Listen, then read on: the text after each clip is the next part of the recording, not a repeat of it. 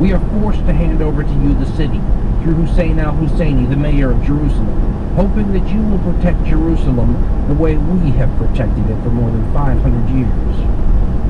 And doesn't that note sort of bring it all home in terms of the immense age of some of these nation-states that we're dealing with here? There's a ton of irony and symbolism when the Allied forces captured Jerusalem. Start with the fact that Christians had captured Jerusalem before, in 1099, during the First Crusade. It was a very big deal at the time, followed by a terrible massacre, but the Christians managed to hold the city for a couple hundred years. The Islamic general Saladin the Great, Kurd, by the way, will retake the city during the Third Crusade in the late 1200s. There will be a major crusade in the Middle Ages launched against these very Ottomans, you know, when they're a lot younger and more vigorous of an empire. And now Christian forces were once again moving into this city. The propaganda possibilities of an event like this are huge. But it also has some real-world post-war implications. You know that old line that possession is 9/10 of the law? Well, that will certainly be the case after the war, when the British are involved in not always wonderfully nice negotiations with the French and people who are locals in that region over who gets what. There had been some agreements during the war that Palestine and Jerusalem should be internationalized. The British didn't like that idea as much after the war, and since they were the ones governing there since December 1917, gave them a unique ability to decide how things were going to go. So important in a real-world sense, too.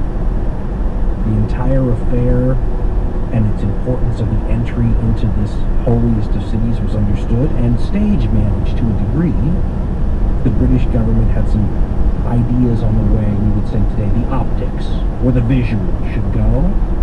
In 1898, the German emperor, the Kaiser, had visited Jerusalem, again, with lots of visuals and optics and lots of photographs and lots of propaganda benefits for doing so, and he kind of offended some of the religious folks by not really seeming humble enough in the face of, you know, such intense sacredness for, you know, three of the top religions on the planet.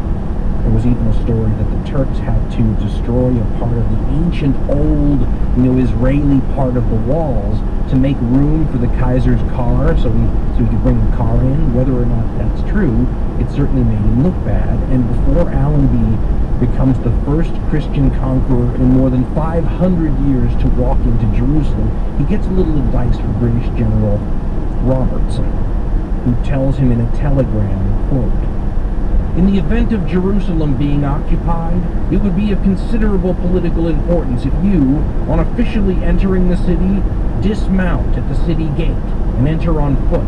German emperor rode in, and the saying went round, 'A better man than he walked.' Advantage of contrasting conduct will be obvious."